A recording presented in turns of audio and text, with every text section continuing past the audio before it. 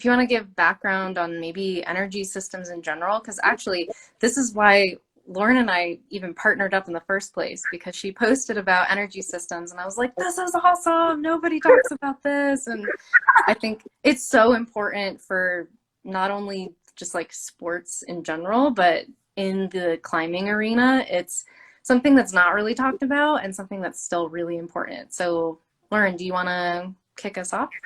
Yeah. Okay. So the reason we're talking about energy systems, and just to back up, basically your body creates energy, which helps you move through different biological pathways. So you're probably like, I don't care about science, so why are you talking? Okay. But so think about it like this. You know, when your dentist is like, you should floss, and then you're like, cool, shut up. But then your dentist is like, if you don't floss, you will get cavities. And then over time, studies have shown that your teeth will fall out of your mouth. Then you're like, oh, I see. Floss. It's kind of like that. So when your coach or, you know, a training protocol instructs you on something, it does help a lot to have a little bit of the background so you can understand why in the hell it is being done a certain way. So that's why I think it's important that people have a little bit of background on energy systems as we go on. So there we go. Caitlin, being in school for, I always say like about 1,000 years, but you're not. Like it.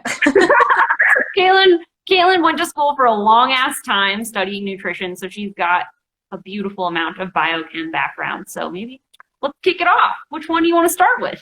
Yeah, so again, like Lauren just said, my background is more from that biochem heavy focus. So I'm just gonna really talk about the way that I learned about energy systems, and I think Lauren can help fill in the gaps from a training perspective, especially from like an exercise science more approach, just because I think mine gets like a little bit biochem heavy, which might give people some like terrifying flashbacks of like the Krebs cycle and you know, electron transport chain, things like that. So but I think like the best place to start is, for me, I know the cycle to be, or the system to be, the creatine phosphate system.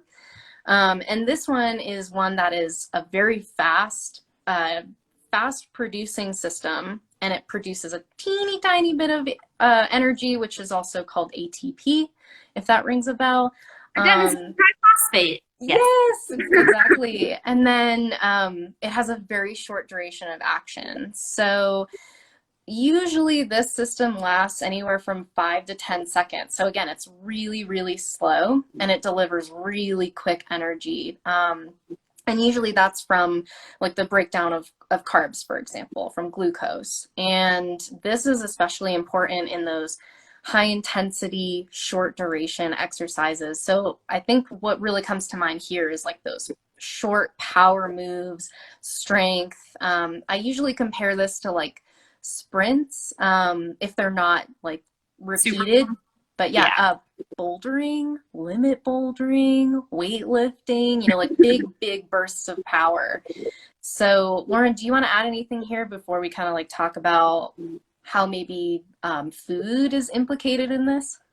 Yeah, so basically, like you said, it's like these short bursts of power. So that's that, like I did 2 really hard moves on a boulder, or like I just tested my 1 rep max on a deadlift.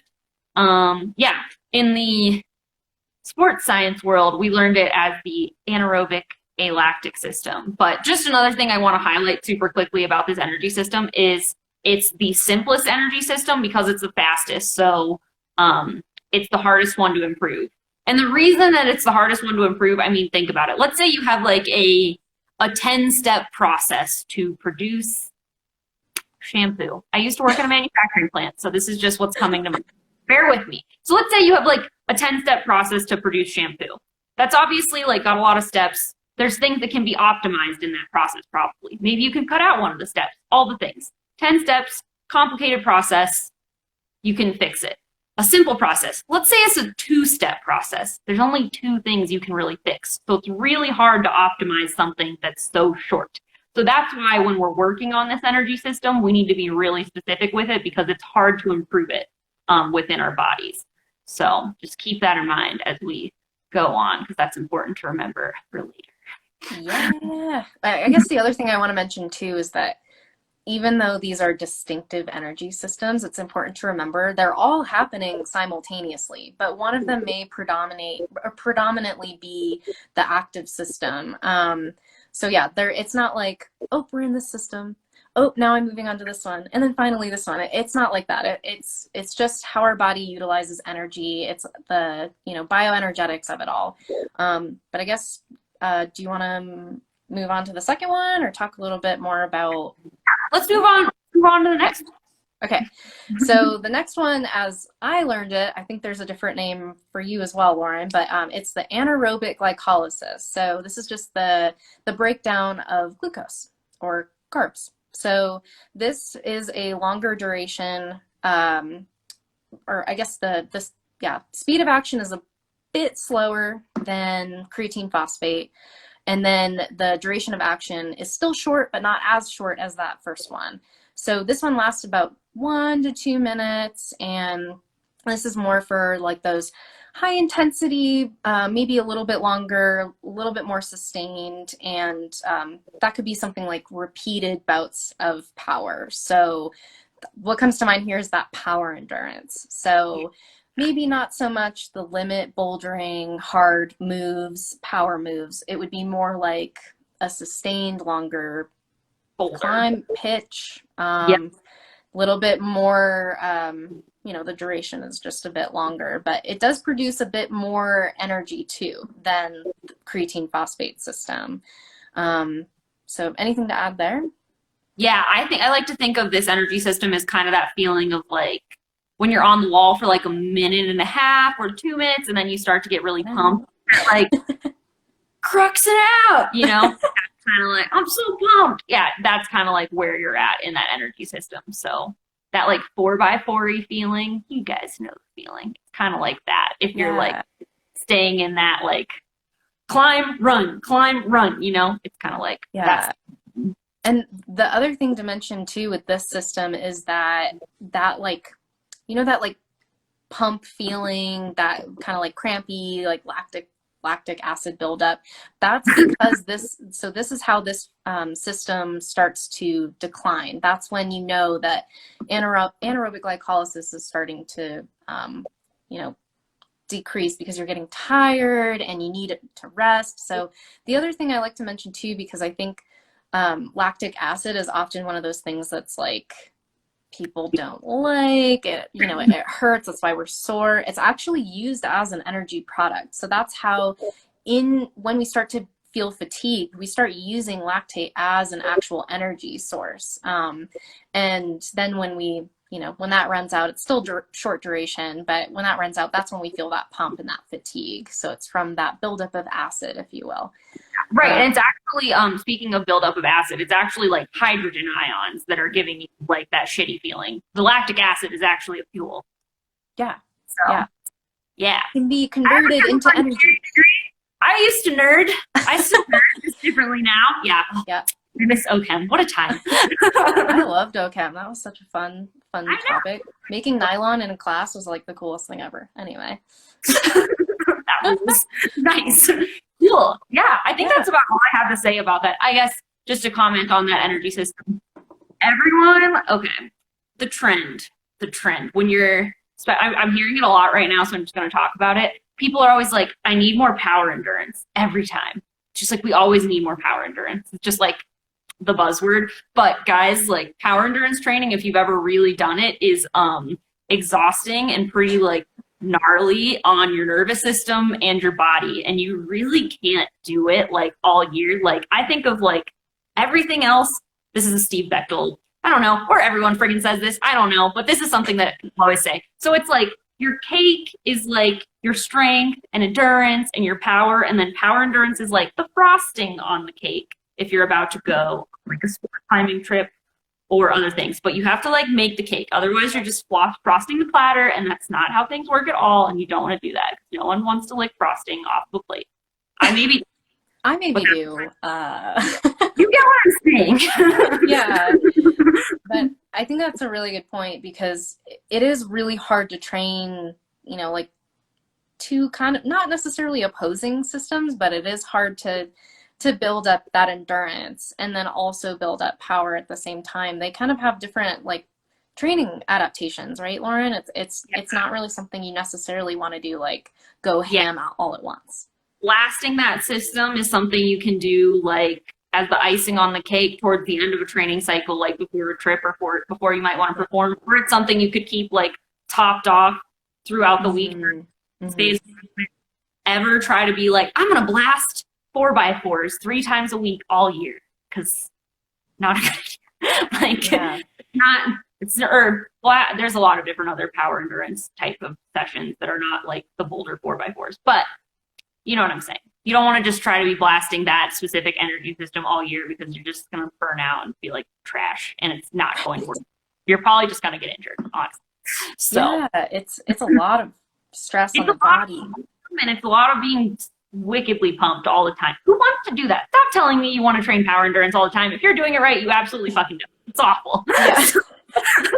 Yeah, everything in doses. It's like, I mean, you have to eat so much more then too. Like, I know when I go into an endurance phase versus a power phase, my eating shifts so dramatically. I can't even imagine having to like combine the two efforts into one. I'd be eating just very, very much a lot. Nice. Well, speaking of endurance, maybe we could transition on Yeah. to Yeah, the third one, as I know it to be, is called oxidative phosphorylation, or this is really just a super fancy word for aerobic endurance. aerobic. Yes.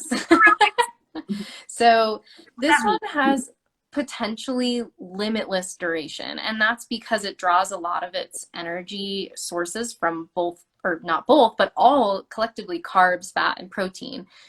Protein a lot less so. It's not a preferred source of energy. Carbs and fat are more so. But this process is incredibly slow to produce energy because there's so many steps involved. And it produces a large amount of energy, but and then over the long period of time. But in order to even get to this point, usually you have to have a mix of the first two energy systems first. So think about those energy or endurance exercises, like long distance running. You will inevitably be using all of your energy systems, but when you're right out the gate, you might be using those quick energy systems first. And then this is the one that takes over when your body has time to regenerate and create a bunch of ATP. So then you can use that during the sustained time period. So this is more like also low to moderate intensity, like basic exercises, basic activity like walking, jogging lightly, maybe dancing, or those like multi-pitch problems. Maybe you're swimming like long distances, and that lower intensity type is more so what's usually for this system. But yeah, anything to add there? Yeah, I would say like I guess just to kind of like tie them all together too. So if you think about like a sport climb or even, a super long boulder, all of these systems are important, right? Because it's like your crux, maybe it has like two distinct cruxes. You're probably using, your more like high-end power. Like you need that because all of the energy systems are operating at once. So like, we talk about them like they're different, but just remember like they all come together at once. Like, if your crux move is like you're doing that like high end hard limit bouldering, but then maybe you like come to a rest and then you like retreat back into more that like aerobic zone so you can like get your heart rate lower. And then, maybe there's like a 2-minute section that's not distinctively cruxy, but it's really pumpy and you're like getting tired. Like that's, all of these energy systems are important, which is why climbing is such a complex sport to train for, because like when you think about it, you need all of your energy systems in a pretty good place for boulders or for sport climbs, especially like if you're doing long boulders, like, okay, if your project is like this heinous 3-move boulder that's just the most ridiculous thing ever, maybe you'll have a more simpler time training for it. If you're trying to sport climb or do boulders where you're going to be climbing for more than like 45, 30, or actually, no, if you're climbing a boulder that takes you more than like 20 seconds, things are a little bit more complex. But like other sports, like if you're trying to be a long distance cyclist, guess what? Have a good aerobic energy system, and that'll probably do you. But like, that's not how it goes for climbing. it's a lot more. We're complicated people. It's just Very complicated. very But well, the other thing to mention there too, like this, comes to mind because I have a lot of athlete clients who have experimented with keto. And let me tell you, if you're putting in intense power moves, short bursts of energy, even if you're predominantly a multi-pitch trad climber with like lower intensity, you still need carbs. You need them. You can't get around it. And if you're trying to push out, those big moves that are really, really pumpy and powerful, you need carbs. And when you do something like the keto diet, you actually, you minimize your metabolic flexibility, just your ability to shift between substrates or carbs, fat, protein. So you're really just, I think it's a really good opportunity to talk about why keto is not a good approach, especially for climbers. It might work for ultra marathon runners, but certainly not most climbing styles. That's my argument, at least. Yeah. I have a fun keto story. So I tried it for 3 weeks and like some people like get it. Like you feel good, it is great, and it's like working really well for you. So like can't argue if you feel awesome and keto is helping. That's fine. I had an awful experience with the diet. My other half and I tried it for 3 weeks. I also like have a little bit of trouble with dairy, and at the time I thought I was allergic to avocado, so like I couldn't really have cheeses, cream, which is like the keto diet. If you guys aren't privy to the things, it's like all fats. So basically, like my whole diet was like nuts and meat and some vegetables, and then like I'm not shitting you, I would like count out strawberries to put in like a smoothie, and it was like 3 strawberries. So it was terrible. I didn't have enough food to eat, and then I would like look at my like because I was like logging everything in an app. I remember one night, this was like when I was like, this is fucked. I shouldn't be doing this. I looked at my app. I had gone on like a 2 hour like hard climbing session. I had eaten 1,100 calories. And I was like, oh my God. And then I literally drank olive oil. Like I went to the kitchen because it was like 10 o'clock. And I was like, oh, I didn't eat enough food. And then I drank like 3 tablespoons of olive oil just to get it up to like 1,400 before passing out. And then proceeding to feel the next day. I don't know. Keto really sucks for me. It does not work. You girl needs carbs. I need so many carbs. So Yeah, it's not sustainable, and you're eliminating really important food groups. I mean, for gut health reasons, for basic just being able to switch between those substrates is important. Brain health, I mean, your brain runs on carbs, and when it doesn't have carbs, it breaks down fat, creates ketones, but like that's more of a survival opportunity, not like, thriving. and people And are always like, but the Eskimos did great on keto. And I'm like, it's negative a bazillion degrees and they ate seals all the time. Like, do you want to be an Eskimo? yeah, It's very cool. also the other thing I like to say, I had a friend say, oh, well, people used to eat, the more of a carnivore diet back in the day ancestrally. I'm like, well, that may be true, but also we live into longer years now. Our life expectancy is much greater. And I think that's connected to the way that we eat. There's medical components there too, and how we live and hygiene, whatever. But Yeah. I think it's really important to remember that when you exclude major food groups, you are minimizing your ability to get in all of the nutrients you need to thrive, to feel good, to feel healthy, to just all around every body system to be working optimally. Yeah, So, and actually allow me to correct myself. When I say Eskimos, that was on me. I will own that mistake. That is certainly not appropriate. I meant like prehistoric peoples that did not have access to modern things, prehistorically eating primarily carnivorous diets, as Caitlin is describing. So my apologies for that mistake. ancestral diets, right? Yeah. Yes. Appropriate real words that nutritionists. So Yeah, we're all catching up. But yeah, I think it's still just, I think diet is really important with energy systems, of course, because, like we said, not any one is happening at any given time. It's all of them. It's not necessarily like, okay, I'm in the creatine phosphate mode right now. That's it. This is all I need for the next 5 to 10 seconds.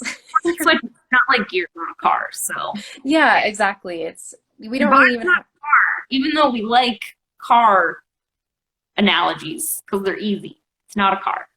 You're a person, not a car. yeah, you're a person, you have a metabolism, the bioenergetics of your body are happening at all times. So it is important to find that balance and to make sure that you're not excluding the major food groups. And then, I mean, it comes down into nutrient timing too. And, for different activities that you're doing, you can maybe maximize your diet in a specific way. So maybe, Lauren, if you want to start navigating Yeah. into more of the real world, non-biochemical aspects of this. Yeah. Okay. So congratulations. You survived the science portion of our presentation. There will be more science here, but it's going to be in terms of like snacks now, which is fun.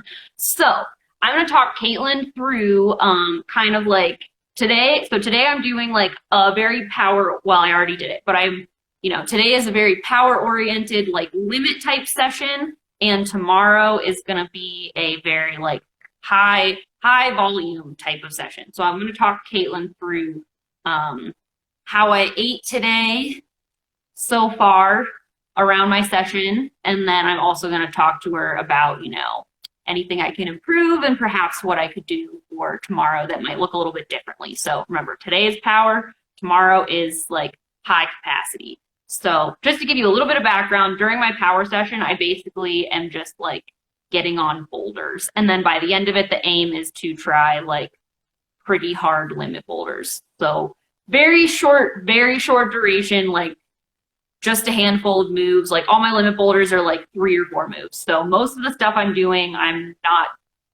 probably not aerobic at any point. It's primarily like power and then a little bit of power endurance when I'm doing that. So here's what I ate. Here we go. This morning I woke up at 5:45 and then I had some coffee and a couple of gluten-free waffles. I can't have gluten. If you can have gluten, that's cool. Eat gluten. I just can't because I have problems. I'm a lemon, so I can't have gluten.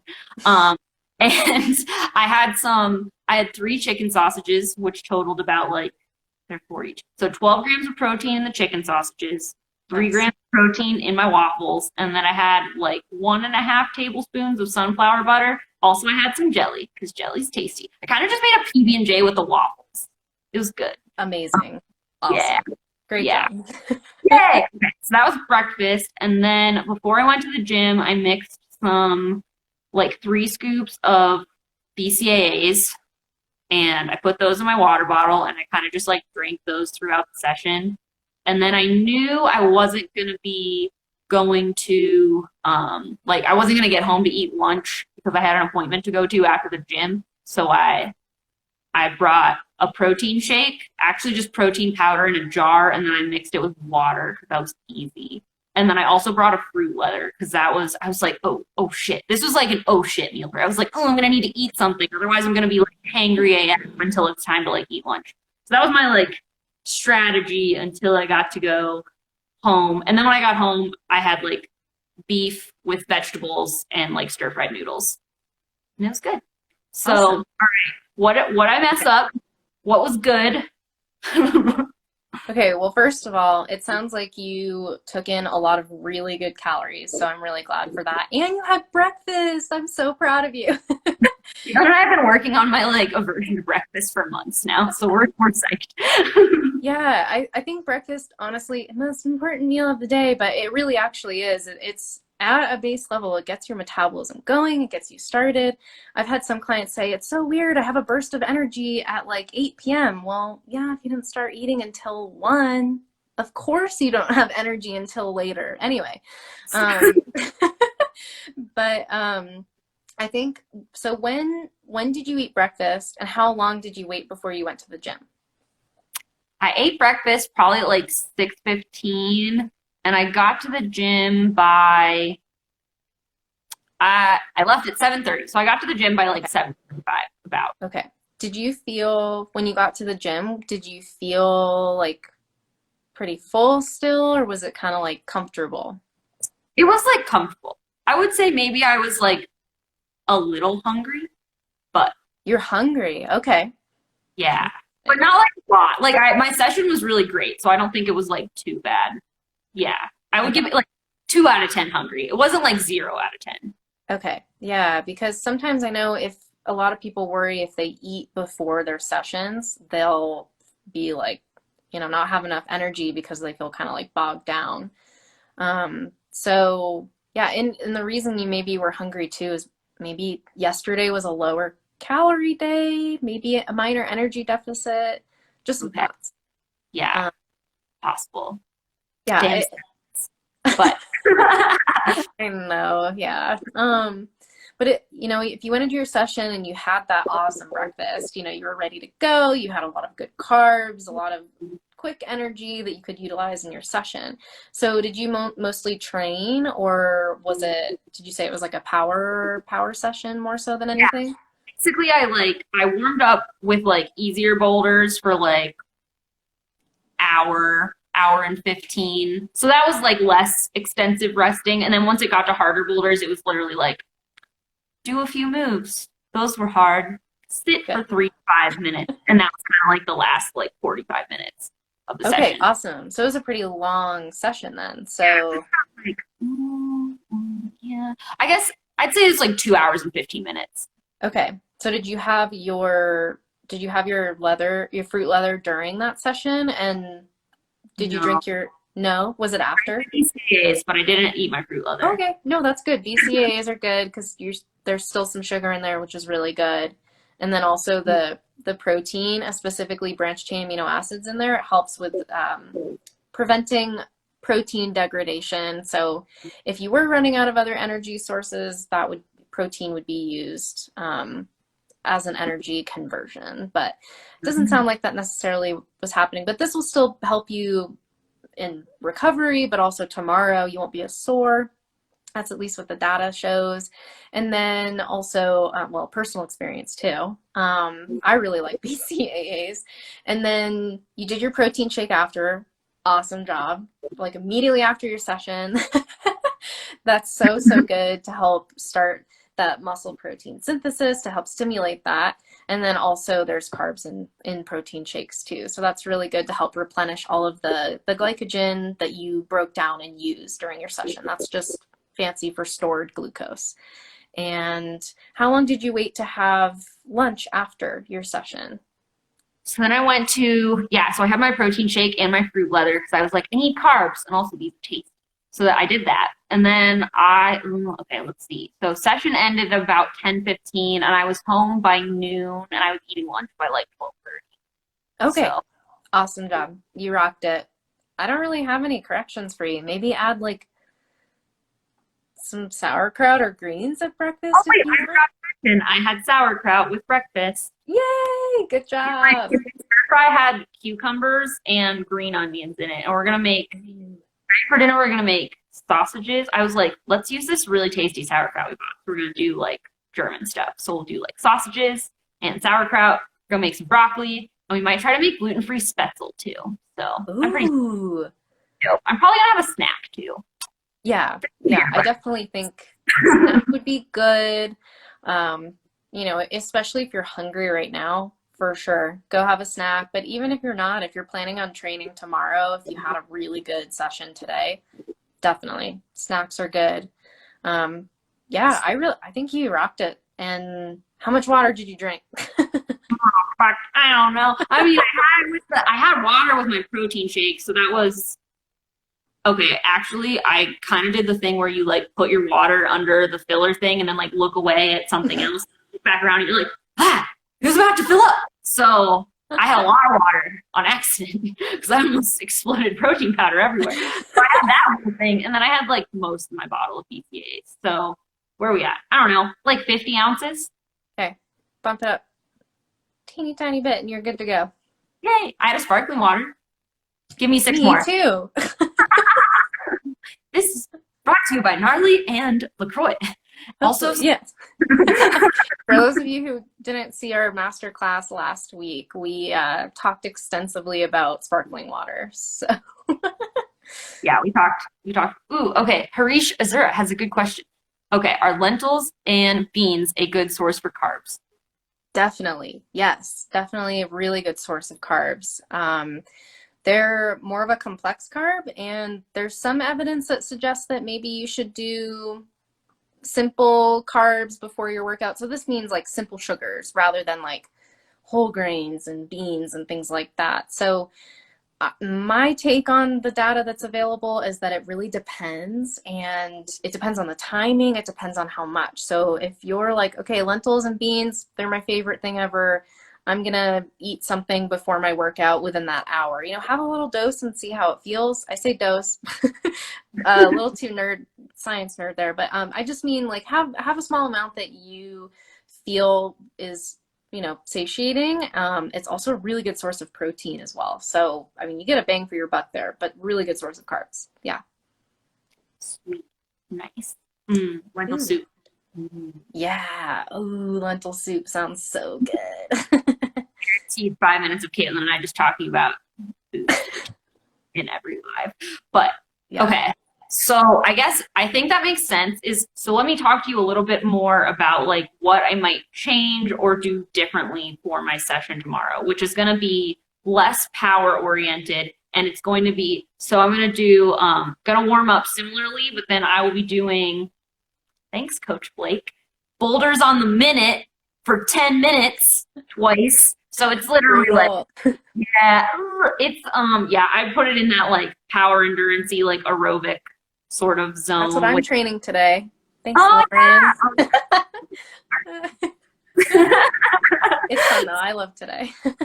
It's pretty fun. You're just kind of like, how am I still on the wall? I'm tired, but it's great. So yes, yes. So that's what I'm doing tomorrow. I think if I had to guess, like definitely don't not eat my fruit leather or I'll feel terrible. Yeah, I think if you were to do something similar, you know, I would say I like diversity too, but I think it's really good as just a good base example of what to do. You had really good carbs, you had protein, you still had fat. And for some people, it might be too heavy of a meal before the session, but I like that you waited like about an hour, right? A little hour or more, which is really good. Um, and I think definitely during your session, you'll want to refuel, and that could be like fruit leather. I know for some people, they like to just do that with like sports drinks. I'm a really big fan of doing like hydration mixes, especially because if you're a heavy sweater, then that'll help replenish some of the electrolyte loss that you may be experiencing. It'll help with muscle contraction. Um, and it'll also help with some of those simple sugars to give you a quick boost of energy and help you just stay hydrated, keep blood moving, and delivering the nutrients that you need to your cells. But yeah, other than that, I mean, if some people like more, maybe a bar works for some people. Some people like a little bit less, but I think your strategy, Lauren, is really, really good with fruit leather. And especially after that 1 hour mark where you're kind of like feeling the burn, that's a really good time to fuel up. Yeah. Nice. Or maybe I'll buy myself some like gummies because it'll be Yeah. Friday. Who Yeah, doesn't I want do. I that? do honey stingers. So I really like honey stingers. I'll make my own fruit leather sometimes. And like the easiest thing in the world, by the way. It's so good. Um, yeah, it works great. And then you can also do, I have a lot of clients who do gummy worms mid-session, which actually is a really good source of carbs. So, Ooh, okay. Cool. Well, that makes a ton of sense. Yeah, and those are two like I think those are two really like and I guess for people that like to get on ropes, just to kind of like wrap up this analysis of like different ways to eat for different days. So it's kind of just like it boils down to like quality nutrient timing. There's a lot there. Getting protein, and then like if your session's long, getting some carbs mid-session, especially if you're doing a lot of a lot of volume. So if you're like I don't even get on boulders, Lauren. Like we don't touch boulders here, but I do a lot of volume on ropes. Okay, great. Eat snack on your ropes. Bring the fruit leather on the wall, like you're on a multi-pitch in the gym, it's fine. Yeah. I think Andrew Gordon had a question. Hey, Andrew. He was wondering, is brown rice superior to white rice? Okay, this is a big heated debate. I'm sure in a lot of You people's had houses. exact verbiage. He was like, it's a heated debate in my house. Yeah. But so here's the difference. Brown rice has a hull on the outside, and that's where a lot of the micronutrients exist. That's where a lot of the vitamin E exists, which is still an important nutrient. It's really rare to be deficient in this, but um, technically, brown rice is a more complex grain because it has that outer hull, which is cellulose, and that's fiber that your body will use to help with healthy bowel movements and staying regular. It's not to say that it is superior to white rice. White rice is, because it doesn't have that complex outer shell, it's a bit simpler to break down. But I would say they both confer health benefits. There's a lot of debate. I personally think it's up to you. If you like white rice, awesome source of carbs. If you like brown rice, awesome source of carbs. I think getting diversity is really important, but I'm not going to personally say that one is better than the other. I think they're equally good in their own ways. So. I will take a side on this. Basmati rice is the only rice, and all other rice is terrible. And basmati with butter is, without a doubt, the tastiest. And only eat basmati rice. Amazing. But I'm not a nutritionist, so I can say that. Yeah, I really love, like, I'll do jasmine basmati rice like a couple times a week, and then other times I do brown rice. It just depends on what I'm making. I really like the diversity of it. I add quinoa in too. I think they just have different times and places for me. In some meals, it's like if I'm going to make like a dal, I will never put that with brown rice. That just does not compute for me. Yeah. I like the absorptiveness of white rice. So I think, choose your own flavor. If you have a preference, it's really good to get grains rather than not. Like, one is not necessarily better. They're still a healthy part of the diet that you can include. Yeah, it's like before you work out, like right before or during, gummy bears are good for you. If you're not about to do that, gummy bears are still fine, but there's better times for gummy Yeah. bears. I always like to say the difference between sports nutrition and just regular nourishing nutrition is just that one is to optimize performance because that's the main goal and objective with sports nutrition. Overall health, a little bit different. It's not to say that gummies are bad or inherently bad. It's just, there are other ways that you can fuel your body with, health promoting foods. Yeah, like fruit leather, which is made out of fruits. I mean, it is very sugary, but it's probably, if we really had to debate on this, probably fruit leather, which is just a bunch of mashed up cherries or whatever, is probably better. So, but gummies are tasty. I really am. It sounds like a fun Friday treat for doing a pukey amount of boulders. Ooh, someone had asked what I put in my protein shakes. Okay. This depends. So I'll give you my utilitarian style of protein shake, and then Caitlin will tell you about how to do better than me. So what I did this morning at the gym, just because I super was in a rush and I had right before I walked out the door realization that I was about to go train really hard and then not eat for hours if I didn't have a snack. So I scooped 2 scoops of protein powder into a jar with a little shaker thing, the little shaker balls. And then I walked out the door well, I'll mix this with water and that'll be fine. Usually I'll do oat milk, or if I'm feeling fancy. Actually, I haven't done this yet, but my fiance Michael did this and he was like, this was tasty. But he put, he did oat milk, the protein powder, and then he put nutmeg and cinnamon on it, and it was very tasty. He was like, they pretty much just made protein eggnog. So he was real. So, I love um, it. yeah, so that's kind of like the easy non-blendery way. And if you really are going to the gym and you don't buy like pre-made protein shakes, that's kind of how to do it. I guess you could bring like oat milk in your bag, but like I don't know, that seems like a lot. I'd just rather use water because it's easier. But Seems like a lot of work. Yeah, so after my workouts, immediately within that 2 hour window, I always do um, 2 scoops. Well, if I do vegan protein, right, they're always different. It's either 1 or 2 scoops. Anyway, I'll do a full serving of protein immediately after my workout. And that's just plain and simple water with protein. Sometimes I add a greens powder in it too, but sometimes I really don't want to ruin it. So I just have the protein first.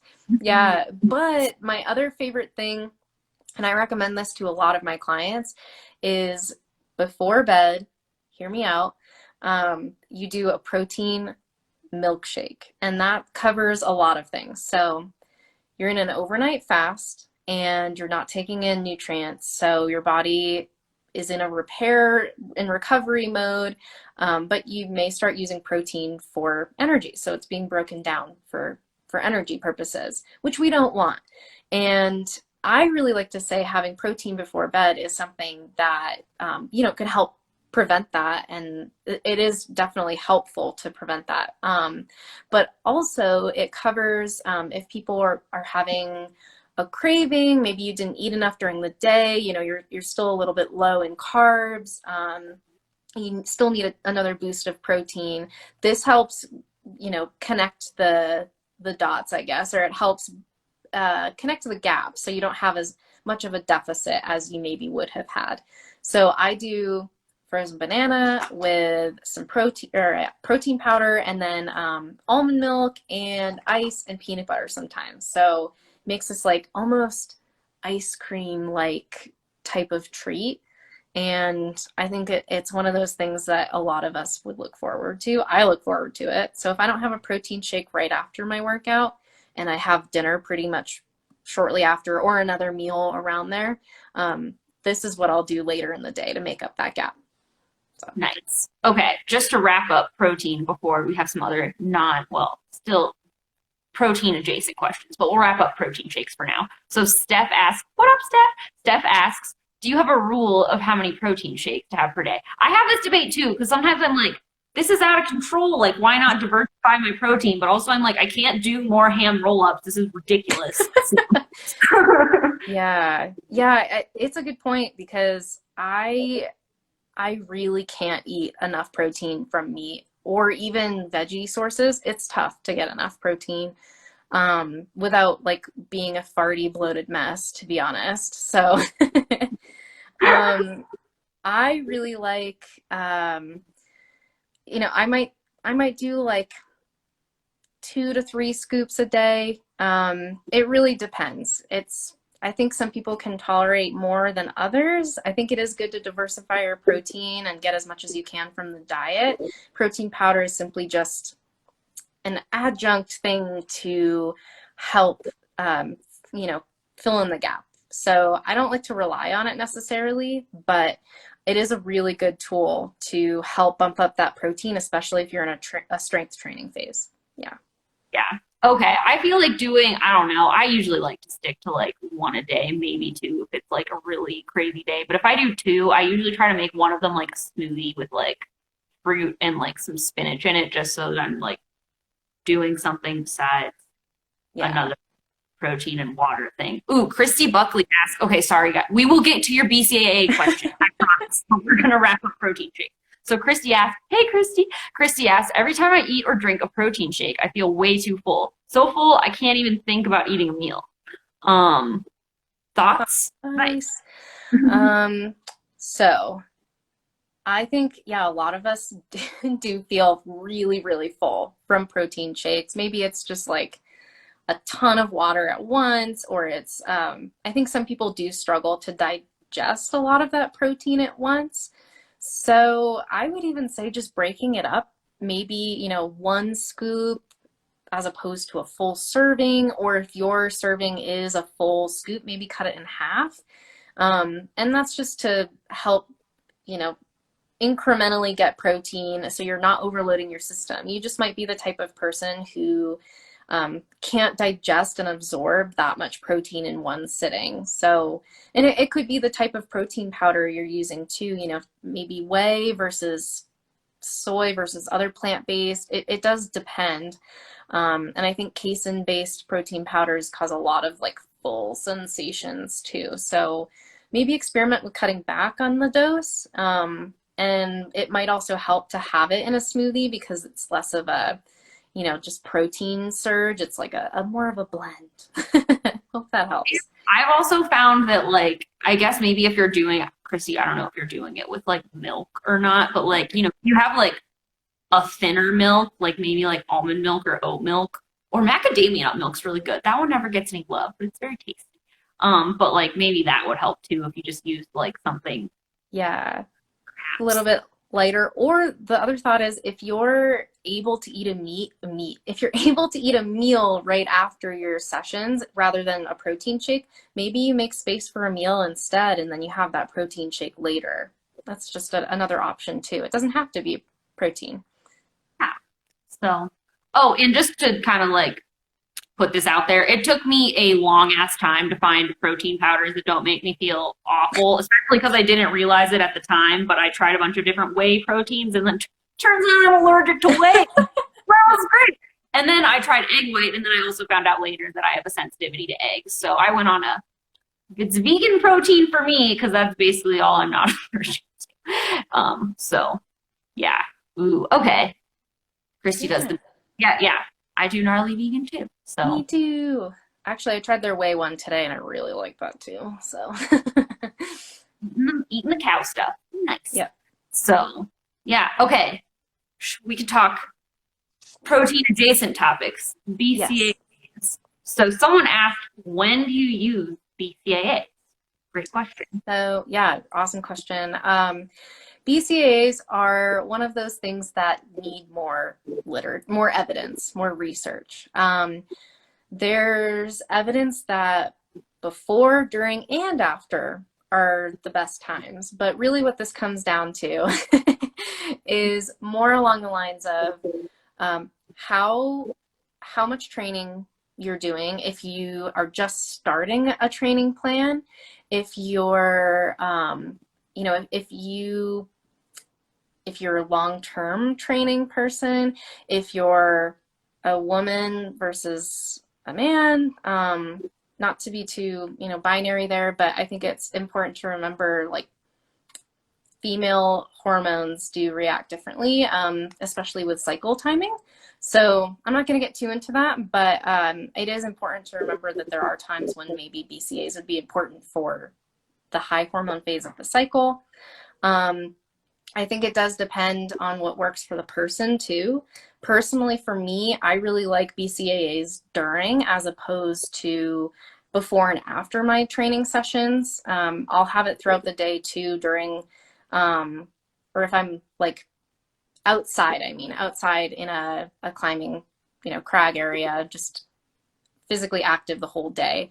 But I like it because it's easy for me to get some quick energy during my sessions, but also it's helping prevent that muscle protein breakdown. So for me personally, I like it during. I think the data for me shifts more towards the during, but there is evidence for both before and after being optimal times too. So I think this requires a lot of experimentation for you personally. Before can cause some stomach upset and indigestion. After might have no effect. It just depends. So I know it's a lame answer, but the Yeah. Oh, research is very scattered. I can comment on the before a little bit, and then Harish asked a good question about food sensitivity. Yeah, so usually what I do is I like start drinking it, like basically like I mix it, and then I'm either like drinking it as I start my session, but I don't usually do it before. The other day, I put like 2 scoops in a bottle, and I knew that I like hadn't had that much water, so I just like chugged 2 servings of BCAAs, and I felt terrible. Like hangboard is not fun, and then if you hangboard with a stomach ache, it is shitty. So No. yeah, I'm Yeah. gonna do that again. I think I'm gonna be on the team slow BCAA train from Yeah. now on because yeah, that sucked. I was like, I feel awful. So it was very weird. Yeah, I think it's I've done it before with collagen and I get like the world's most bloat ever and I can't train. So it just doesn't work for me. But yeah, it is across the board. We need more data, but it could depend on the type of person, duration of activity, things like that. Oh, Harish just asked an interesting question about food sensitivity tests. So I'll give you like my personal background with it, and then Caitlin can probably speak to it from a more practitioner standpoint. But yeah, so I have had a history since like high school of horrendous stomach aches, like on the couch for hours, feeling horrible, like to the point where it finally got to the point like last year where I was like, I can't take this anymore. I straight up do not care how much money this costs. Like I can't live my life just like waiting for the shoe to drop to have an awful stomach ache and have my like whole friggin' day ruined. It's just it sucks. So that's why I got one. And also I could tell that like I had a few things where I guessed right. I was like, I can't have peppers. Like red peppers always made my stomach hurt. So I just like for years was like, I don't eat peppers. Turns out I was allergic to literally all peppers. That was fun. Because I just kept eating like jalapenos and other stuff and being like, my stomach hurts, wonder why. Yeah. So me and I just it got to the point. I think the one that I got, like I want to say it was pretty expensive. Like it was, north of $500. But like I said, like this was like to the point where I'm like, my life is being ruined by my stomach and my level of happiness is like completely degraded because I have horrible stomach aches and it's terrible and it's impacting me a lot. So it was very worth it to me to like get that done, I guess. It's Yeah. kind of on that. Yeah, I think so. Food sensitivity tests are at a base level at least interesting to know what you may have a sensitivity to. There is evidence that they're not 100% accurate, so take any of the results with a grain of salt. If it's like you're allergic to this, but in reality you feel okay with it, it may be just a strange reaction. Maybe your body just for some reason reacted to it in that moment. But I think it is hard to say, for sure with just an allergy test alone, that you are definitively allergic. It may require a lot of other testing like endoscopies, colonoscopies. Maybe you do like it's called a hydrogen breath test to test for things like fructose or lactose issues. But across the board, if you go to an allergy specialist, that's what I would recommend if you do have some allergy suspicions. And then they may direct you to a nutritionist or a dietitian or somebody who has the ability to help guide you through an elimination diet. Because if you do an elimination diet on your own, it's okay. But once you start to introduce those foods back in, it's good to have somebody with you during that experience so they can guide you on how to introduce it in what dose. And then if you do have an allergy, if after not having it for a long time, you may cause a little bit of shock in your body, which could be potentially dangerous. So I would say go to a specialist. And then, if you do get an allergy test, they'll guide you along the way about which could be the right one, but it depends. Yeah. And then I guess speaking of other, like maybe this can be, if anyone has any other questions, we can cover them. Um, okay. Yeah. See, Chelsea, we did that. Yeah. Yeah. Yeah, it definitely is a big help. There are things where I was like, excuse me, I have gluten intolerance. Like I had no. So that was a big one for me. But another thing I did that was interesting just because I had all these issues. So I was like, test everything. Let's go. I literally like, this is really gross, but I like sent in a stool sample to have my like gut bacteria analyzed. And it turns out I had a lot of weird stuff that wasn't supposed to be there.